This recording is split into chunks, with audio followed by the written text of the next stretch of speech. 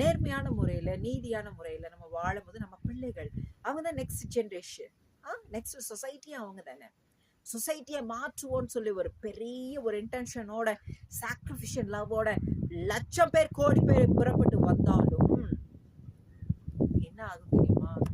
Each and every ஃபேமிலியில இருந்து every parents, every persons நம்மளை நல்லவர்களாகவும் நம்மளுடைய குழந்தைகளையும் நம்ம ஃபேமிலியும் நல்லவங்களாகவும் நடத்தி வைக்கும் போது சொசைட்டி ஆட்டோமேட்டிக்கா என்ன ஆகும்? எல்லாமே நன்மையானதாக மாறிடும். அதுதானே நம்ம ஆசைப்படுறோம்.